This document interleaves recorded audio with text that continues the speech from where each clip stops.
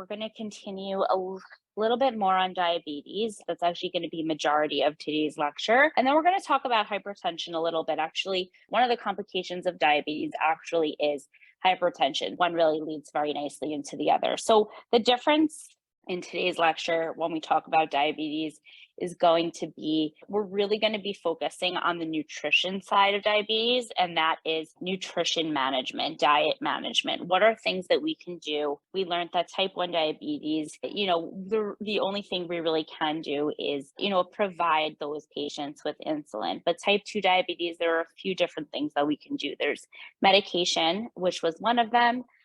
There were insulin, which was another one, and then there's diet management. So today we're going to focus on diet management, being that I am a dietitian. I've, worked with many patients in the past, many people in the past who do decide to do diet management as that to manage their diabetes. And so that's really what we're going to focus on. And then we'll go to hypertension. When we talk about nutrition, there's a few things that we want to do. So we want to choose whole grains, right? So complex carbohydrates, an example of that would be a whole grain.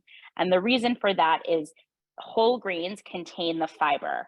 And when we're making, let's say, white bread or white flour, they're stripping that grain and they're taking all of the fiber away so that we're only having like the part that makes it that white flour, but we're taking away all of those nutrients. We're really stripping that grain of the nutrients. But when we keep it whole, we get all of those nutrients, we get fiber. So refined carbohydrates like white bread, bagels, donuts, sugary breakfasts, these are high on the glycemic index level, and these lead to spikes in our glucose levels. So when we have the whole grain, we're getting the fiber, which is a little bit lower on the glycemic index, and it won't cause that quick spike in our blood glucose levels. So whole grains like brown rice, oats, quinoa, these contain fiber, which promote a lower rise in blood sugar and insulin levels. And this reduces diabetes risk, and this reduces, hyperglycemia and also hypoglycemia, also blood sugars that are too low, because we're still getting the carbohydrates. So we're still getting some of that glucose, some of that sugar. It's just not going to cause that very, very fast spike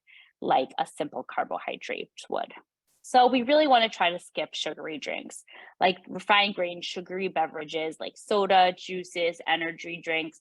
These are very, very, very high in sugar. If you look at how much sugar is in these sugary drinks, it's pretty unbelievable.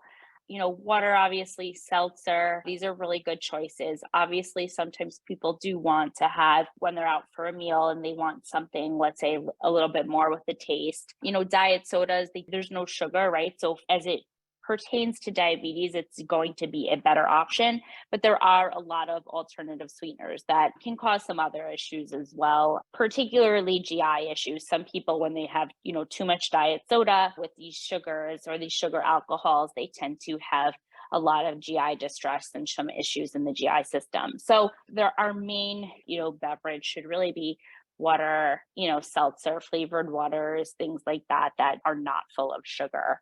Again, sometimes we really just want that cold Coke. Have these drinks in moderation, if at all. I would say if somebody does have diabetes, they really should actually completely skip the regular option and in moderation have a diet option, because there is so much sugar in, let's say a regular soda or regular juice, and it can really, really lead to high blood sugars very, very quickly. So I would skip that altogether if somebody were to have diabetes. Most of the time, choose drinks that contain no sugar, like water. Black coffee is a great option. You can add milk as well. That's fine. Unsweetened teas and iced teas. These beverages will not really affect blood sugar at all. We also want to limit alcohol consumption. So speaking of beverages, limiting or eliminating alcohol from your diet can really benefit our overall long-term health just in general, and really also lowers our risk of developing type 2 diabetes. It does raise our blood sugar, right? There may not be a ton of sugar in, let's say, wine or drinks like that, but, mixed drinks, for example, a lot of them have syrups and they're very, very high in sugar, and even wine can affect our blood sugars as well. So, we don't have to completely eliminate them, but we definitely want to be cognizant on how often we are consuming alcohol. So I would say really try to limit that, or be aware of how many times, a week we are consuming alcohol. We want to choose lean proteins. So studies show that consumption of red meats and processed red meats do increase diabetes risk. So a leaner red meat is a really it's not going to lead to that same risk, right? So if we get a lean ground beef or we get like a lean steak, something that's not very full of fat, I don't want anybody to think that we shouldn't have that. We should have some red meat in our diet. It's a great source of iron. Having a leaner red meat is definitely good, especially, one or two or even 3 times a week is okay. I would not have every single night or every single day, but a few times a week, that's fine.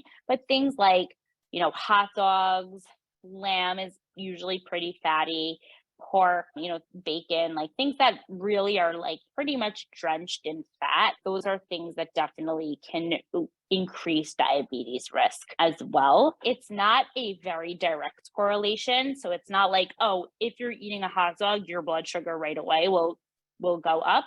But just consuming a lot of these types of foods very, very often, studies really show, the literature really does show that there is a bit of an increase in diabetes risk.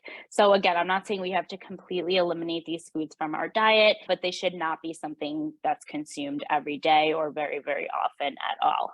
So again, opt for leaner proteins, poultry, fish, many dairy products like yogurt, some cheeses, chicken, turkey, tuna, Greek yogurt. These are really, really great options. These are lean proteins, and these are good proteins to have in our diet as well. So choosing healthy fats. So unhealthy fats in processed foods like margarine and baked goods and fried foods also should be eaten in moderation. Again, there's no direct correlation that this is right away going to increase blood sugars. But again, very, very heavy consumption of foods that are, contain unhealthy fats and trans fats, right? Trans fats, which is very, very hard to actually find nowadays, but we still find it in things like margarine. We'll still find it in things like these like TV dinners that they have in the freezer section. We really should be consuming zero trans fat. It's not easy to find very much in food at all. But those few things that I mentioned, like the margarine and those frozen TV dinners, do sometimes contain trans fat. If we see that, we really should not be consuming that. Again, because those foods do tend to our risk for diabetes. So we want to prioritize healthful fats found in nuts, nut butters, seeds. These are all called polyunsaturated fats, right? So we see saturated fats. And then there's unsaturated fats. That's what we want. And they promote heart health and just regular long-term health in general. So we want to eat plenty of plants, right? Plenty of plant-based food. So eating a variety of fruits and vegetables means getting an array of nutrients, which promotes overall health and decreases the risk of developing any type of chronic disease and specifically diabetes. And, fruits and vegetables tend to, be higher in fiber, let's say, right? So, a very fibrous fruit or vegetable that also in the short term will help lower blood sugar or help stabilize blood sugar or prevent a very, very quick increase or spike rather in our blood sugars. So antioxidants are primarily found, they're found in whole foods, right? So processed foods will not contain any antioxidant. So they're primarily found in fruits and vegetables, right? Things that have like dark, rich colors, and they protect the body against free radicals. Essentially, what free radicals do is they kind of go around our body. They look for cells to kind of latch onto, and those cause chronic illnesses and chronic diseases. And cancer is a big chronic disease or a big chronic illness that occurs due to free radicals, around our body. So eating tons of fruits and vegetables that contain these antioxidants can really help and hopefully prevent, chronic illnesses such as cancer. So they also do increase the risk of developing type 2 diabetes. So we really want to make sure we're getting enough fruits and vegetables in our diet on a daily basis. So examples are like broccoli, sweet potatoes, blueberries, dark chocolate, right? Really dark chocolate, like with really no sugar in there. Green tea, these are all like considered anti-inflammatory types foods. They reduce inflammation, they support glucose metabolism and proper processing. So really, really helpful again in diabetes management and blood sugar control.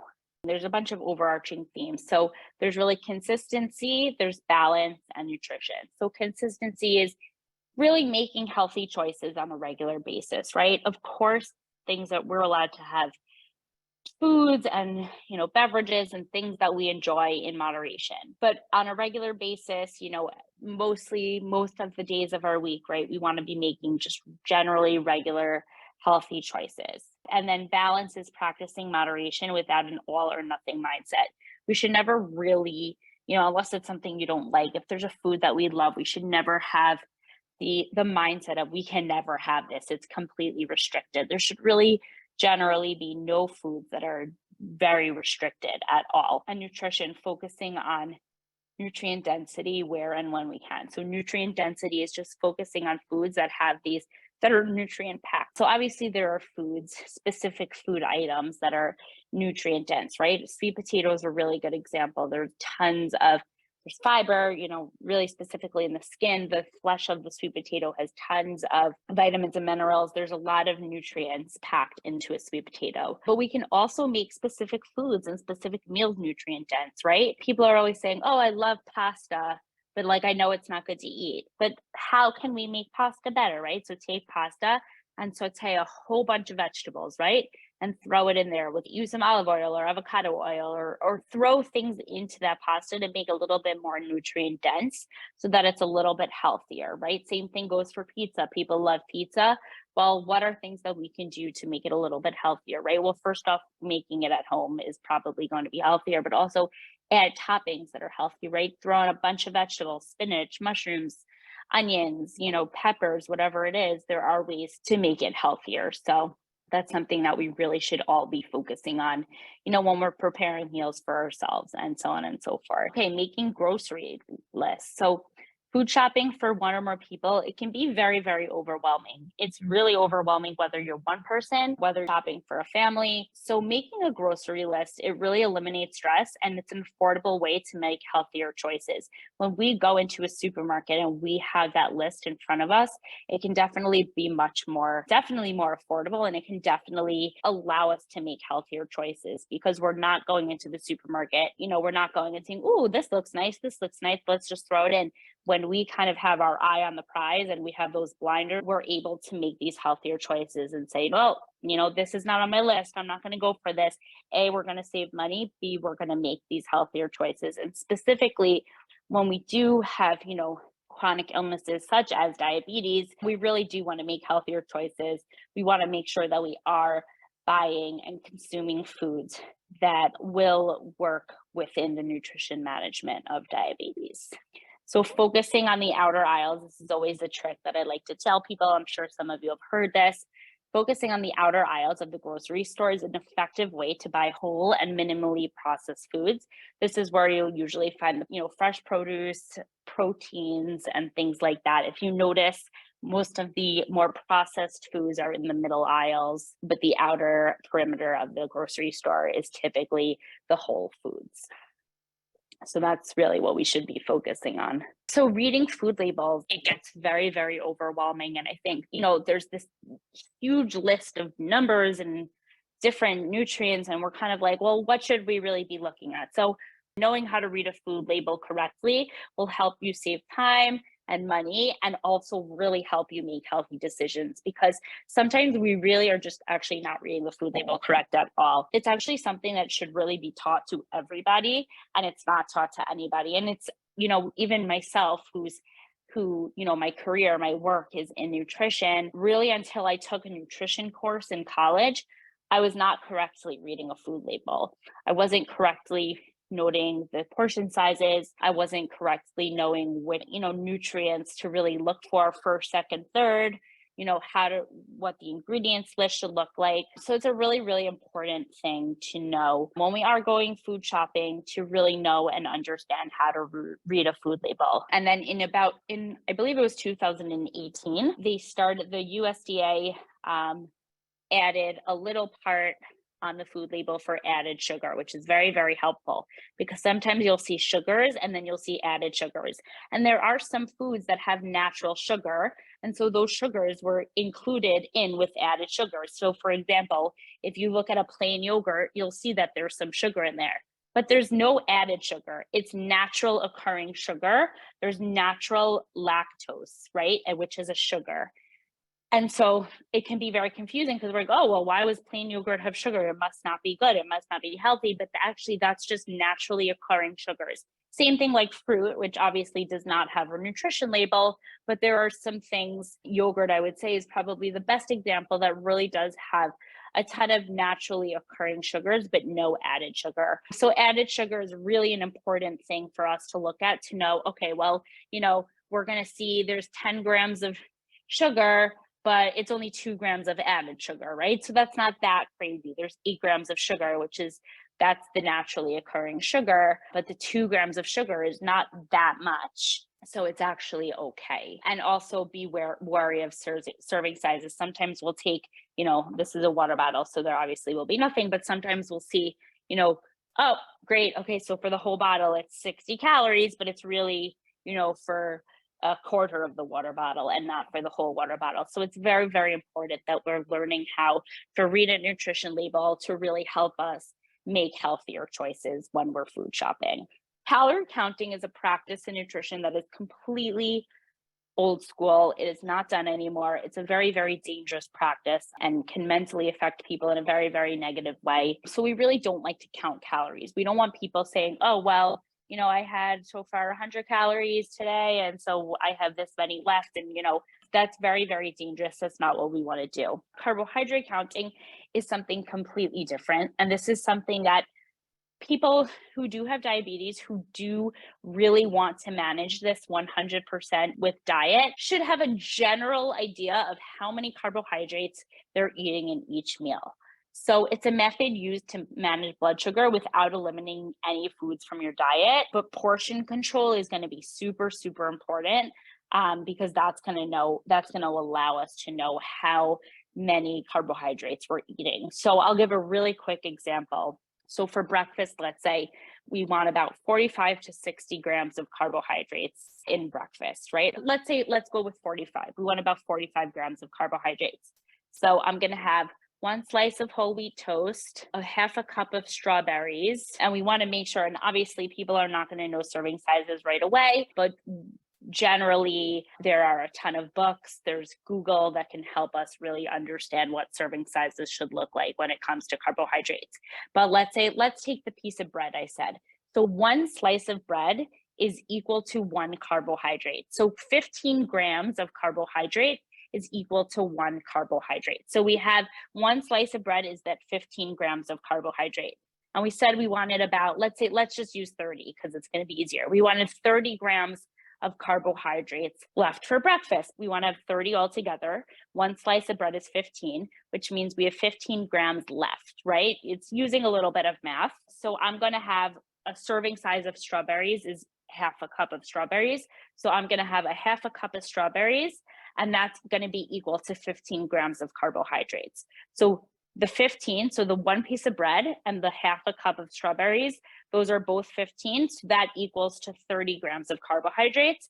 And that's it. I'm done. I really shouldn't have any more carbohydrates than for breakfast.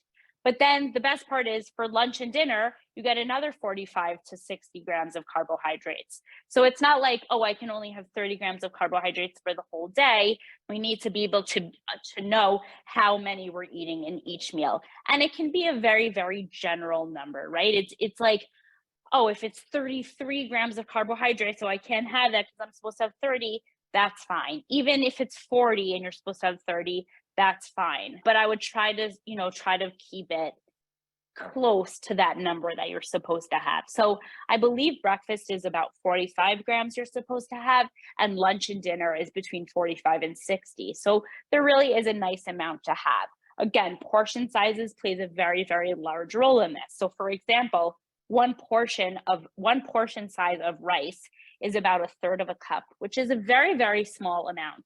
So let's say you were to have 1 cup of rice, that's already, we're already getting to closer to that 60 grams of carbohydrates. So it's not to say you can only have that 1/3 a cup of that 1/3 a cup of rice, but if you are going to have more than that, keep in mind, well, then that's going to let me have less carbohydrates for, the rest of my meal. When I learned carbohydrate counting, it was like half of a semester. I just talked about this in about 5 minutes. So there's a lot to do with carbohydrate counting, but I just wanted to kind of explain to you what carbohydrate counting was and why it's important in nutrition management. So again, it's really involves portion control. So portion control involves eating a healthy amount of foods that you would normally eat. This really helps in weight management to prevent overeating, and it also really does help in dysregulated blood sugar. So portion sizes, portion control, these are very, very important, not only for weight management, which is the more obvious, but also really for blood sugar control as well. I wanted to talk a little bit about hypertension just because I think it's a really important thing. It is a condition affecting the arteries and deals with high blood pressure. So diabetes, obesity, not getting enough physical activity, these all increase, and also just a really poor diet, all increase the risk of developing high blood pressure or hypertension. So over time, hypertension increases the risk of health complications like heart attack, stroke, atherosclerosis, which is sometimes you could see like the arteries have like plaque forming on the arteries. That can come from high cholesterol and just, uncontrolled hypertension as well. And it can really lead to, heart attack and stroke, which one can recover from, but can also be fatal. So hypertension is something we really, really want to manage. Sometimes can be managed by diet. It definitely can be managed by diet. A lot of the times though, medication is necessary. And, that's something that your doctor will decide with you based on what your blood pressure numbers look like, what your readings look like over time. And sometimes most of the time, it's really going to be a mix of, medication and diet. So something we really need to focus on. Management and prevention of hypertension is very, very similar to that of diabetes. So a lot of what we spoke about for prevention of diabetes, you'll see that it spoke about, these are all great things for prevention of chronic diseases and chronic illnesses. And hypertension is one of those chronic diseases. So very, very similar management, right? We want to focus on lean proteins specifically. We really want to focus on healthy fats. Healthy fats is going to be a very, very big one. Eating a balanced diet, maintaining a healthy weight, getting enough good physical activity are good habits to adopt. We really, really want to focus on physical activity for really all chronic illnesses, especially, diabetes and hypertension, because a lot of those can really, really get better with physical activity and just being in better shape. And, sometimes it's weight loss, and sometimes it's really just, getting our heart rate up a little bit, right? So doing some cardio, doing some chair exercises, even some weight bearing exercises, these are really, really important.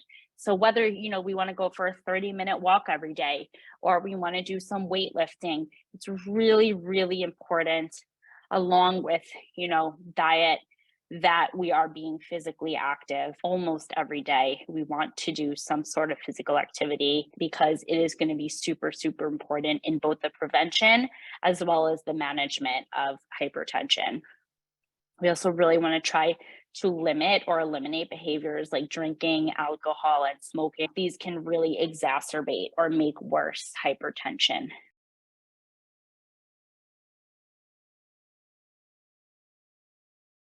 With carb counting, is that a practice that you would recommend only for people who are pre-diabetic, or is that like just a good practice for everyone to do? I think it's a great practice for everybody to do, in the sense that it really helps us focus on portion sizes and portion control. I'm not saying we have to be as strict about it, right? If somebody has really great A1C levels and great blood sugar levels, I'm not saying we have to be as strict about that, but it's a very generally a good practice. 60 grams of carbohydrates is probably enough for everybody, right? Yeah. But, as it pertains to blood sugar control, that's like where that number comes from, because it really does help our blood sugars kind of stay stabilized. But as it pertains to just portion sizes and general healthy eating, it's definitely a good practice for everybody, for sure. It allows us to really not eliminate any foods, but just be really, really focusing on those portion sizes and making sure we're getting, not too many carbohydrates to really help keep our blood sugar stabilized. It's like, what's a good snack to sort of keep in your bag if you're on the run, on the go? I Um, always tell, unless there's a nut allergy, I really always tell people mhm, nuts are just a great thing to keep in our bag.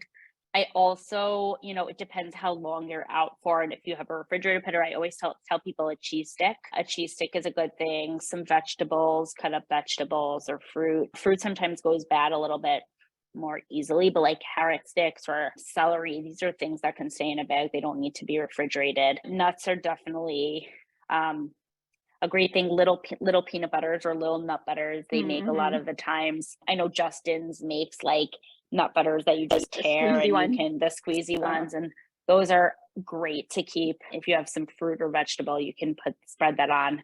and it's another one of those things, like you said, like making a shopping list is like, it's cost effective and it also means you're not just like grabbing something that's super, convenient and probably not as good for you while you're out.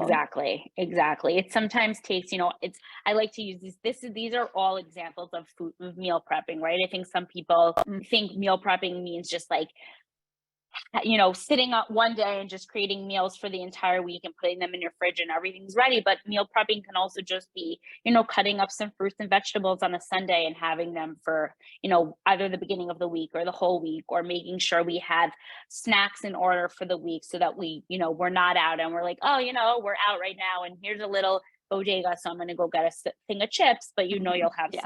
some snacks in your bag. And it's funny because I have young children, I'm always focusing on their snacks and making sure they have healthy snacks.